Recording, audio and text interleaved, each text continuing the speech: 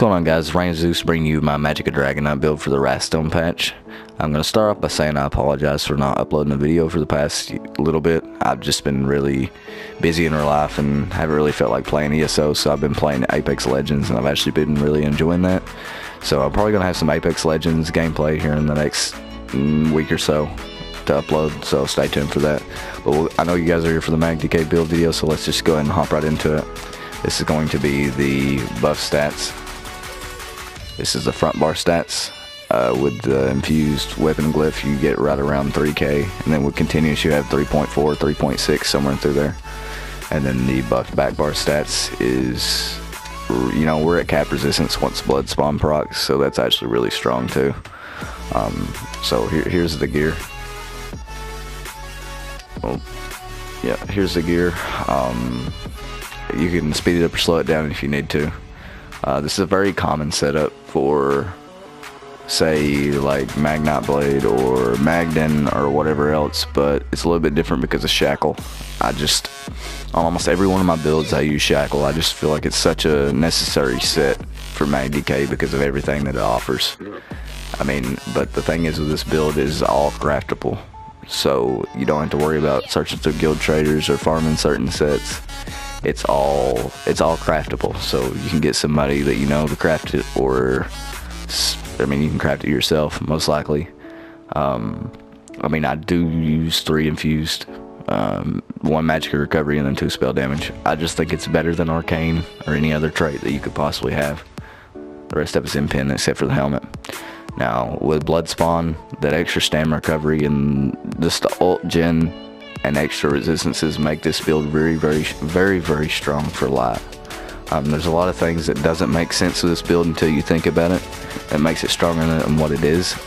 The main reason being is where we're resto destro. With molten armaments, it gives you the passive heavy attack damage, and there's been a lot of times that I have critted somebody a 9k heavy attack, which you can combo into other things. But the other thing that makes it strong, and something that I've been using, is empowering chains, the one that pulls you to them. Because of movement speed, this patch and the upcoming Wrathstone patch, which is going to be in a few days for PlayStation, there's a lot of mobility. It's hard keeping up with people unless you run talons. And even when you run talons, I mean, they just stay away from you. And not only is chains undodgeable, unblockable, it also gives you empower, which we're using a destro. The light attack damage plus the heavy attack damage is very strong. Plus it gives you major expedition for 30 seconds, 30% for 4 seconds.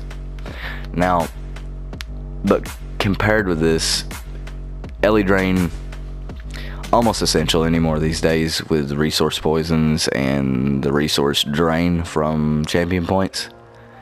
But the main, it's going to be a little bit different with the Wrathstone patch, because as of right now you have to have an ability slotted. However, next patch, all you have to do is have the Inferno Staff active to have the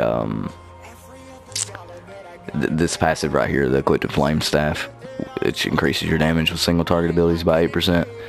That affects everything. Everything's single target. So embers, whip, chain, I mean, everything is direct damage. So let's go ahead and hop into the champion points. Like I said, you guys can speed this up or slow it down if you need to. It's no big deal. This is completely min-max for this build, and I mean, I know everybody's champion points are completely different. I mean, everybody has personal preferences, so you're more than welcome to put any of these champion points somewhere else that you feel is necessary. And same goes with gear traits. I mean, I know everybody prefers other things. I mean, it just, whatever suits you fancy, it's all you. But this is what's worked out for me, this patch at least, and the upcoming patch. Now, I run the Tri-Food. Again, with this build, the sustain is so strong, and between the ult gen from blood spawn and you could heavy weave restos, the ult, I mean, like I said, the ult gen, and between that and the Ellie Drain, I really don't have any issues. I mean, plus you have the extra max stat. I just think this is best in slot for this build specifically. I mean, you could always go Clockwork Citrus, you know, I mean, if you're really hurting on sustain, which you're not going to have any issues with sustain. And I also use Tripods. Now, next patch, Dark Elf is getting... A lot of people say it's a buff, but I personally see it as a nerf. But Dark Elf is still going to be my go-to race. I mean, you could always be Breton for that 7% cost reduction and extra mag and an extra, you know, like spell resist. But I still think Dark Elf's passives are going to be ideal. I just think it's going to be perfect, honestly. Because that extra 260 some odd spell damage that we're getting is going to be pretty good. I mean, we might lose the 7% flame damage, but it's still going to be very, very strong to be Dark Elf because of the max stam and max mag passives. Like I said, I am using the Atronaut. I mean, it just really helps with the sustain. I don't really need max. I don't really need, you know, spell damage. It's just Atro just fits this build. I mean, you could always, you know, with this build, you could probably drop the Atro. I mean, you don't really need the recovery, but it's nice to have it, and especially outnumbered situations. I'm a vamp for the exact same reason. I just feel like the extra sustain and reduced damage, like when you're really low, is pretty ideal. I mean, because when you're fighting other mag builds where I'm a Dark Elf, I'm immune to, you know, the burning effect, so that dot from burning really is not that effective against Dark Elves. Now, I hope you guys enjoyed the video. If you have any questions about the build or have any questions in general, you guys know I'm always more than welcome to. I'll always answer your questions as soon as I see the comment. I mean, I will help you guys any way I possibly can. So if you guys have any questions or, you know, want to give your feedback on the build, you're more than welcome to comment down in the section below. And if you do try this build out, you know, let me know what your thoughts on the build, because it's a very strong build for outnumbered situations. I mean, it works in duels, it works in battlegrounds, it fits everything to a T, for me anyway. I mean, you can always switch, instead of Destro, you can switch to Sword and Board. If you prefer the Sword and Board playstyle, it still works just as well. You're just going to have a little bit less sustain.